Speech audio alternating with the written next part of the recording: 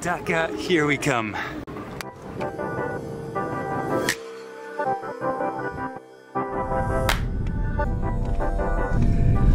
Welcome to Bangladesh, country number 90.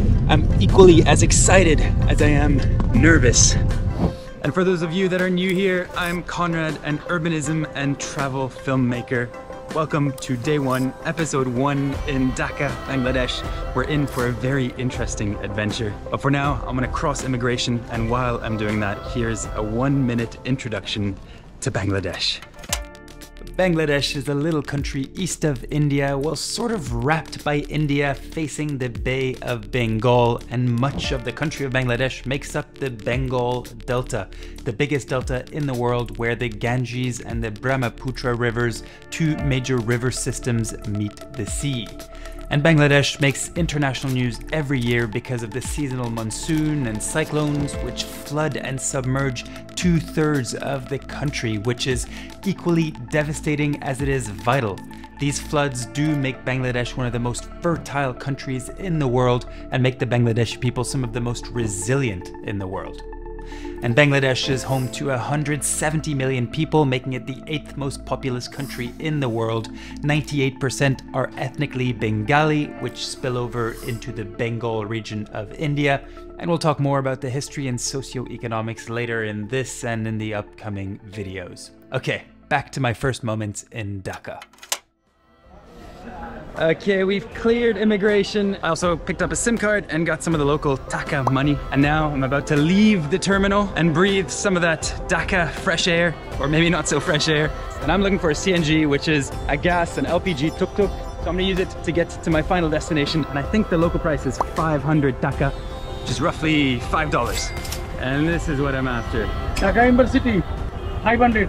500? Okay. You can see the tuk-tuks here. They cage you in, makes me feel both safe and scared. Okay, let's go.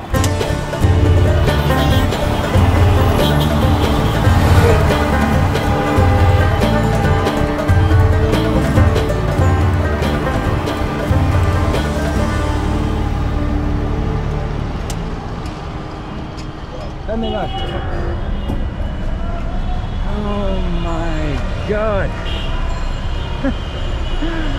So 2 hours later, still not at my destination. I have never seen traffic anywhere like Dhaka. It's just bumper to bumper, and you can see on all the cars, they all have kitted out bumpers on the front and the back. And I figured it would be quicker to walk because we're really not moving. What a racket. That is an assault to all senses. Let me find somewhere quiet. So many people. This, after all, is the most dense city in the world. And the area where I'm in is roughly 40,000 people per square kilometer. And the whole place is completely under construction.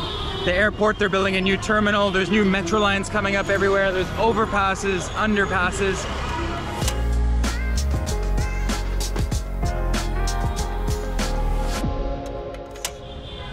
I've entered into what looks like a park, part of a museum. Okay, now things are a little more calm. I can hear myself think. And upon landing, I mentioned that I was kind of nervous to be here because for me, Bangladesh is kind of an enigma. I know it exists, but I really didn't know what to expect entering the country. And from the outside world, the common narrative that you get of Bangladesh is a place of poverty, poor labor conditions, chaos. And although there may be some truth to that, Bangladesh is so much more. And as we saw with all the construction, it's a country that's very much in transition.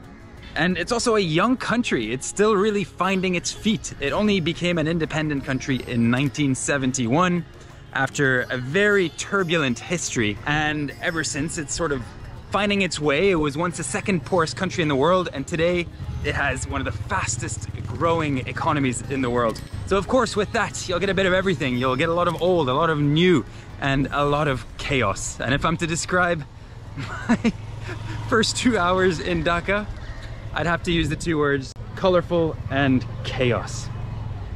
Okay.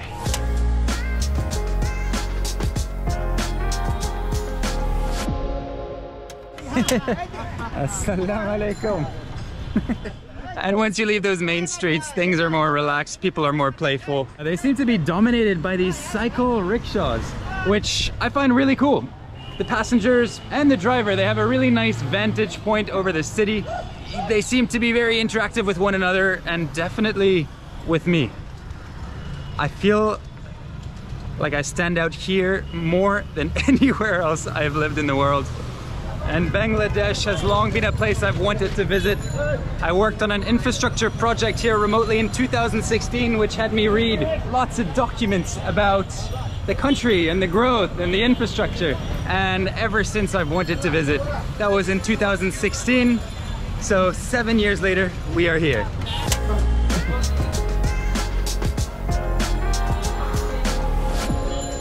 Okay, we've made it to the hotel.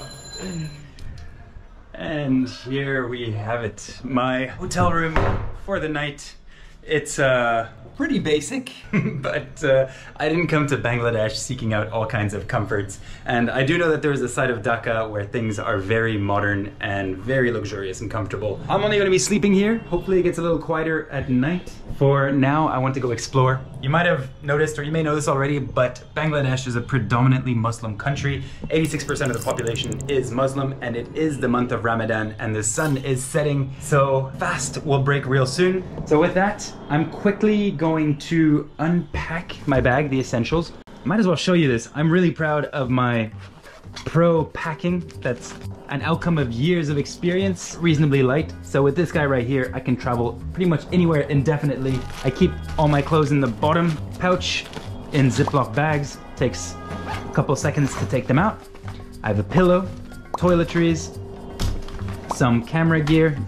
This pouch is more for the gadgets. And then I have a small day pack that I fill up for outings when I have myself a hotel room. But overall, this weighs like 9 kilos, so I can really wear this without it bothering me or holding me back too much, which makes my travels so much more flexible than if I had a suitcase and I was bound to my suitcase, which would at times be at different locations in the city than I am.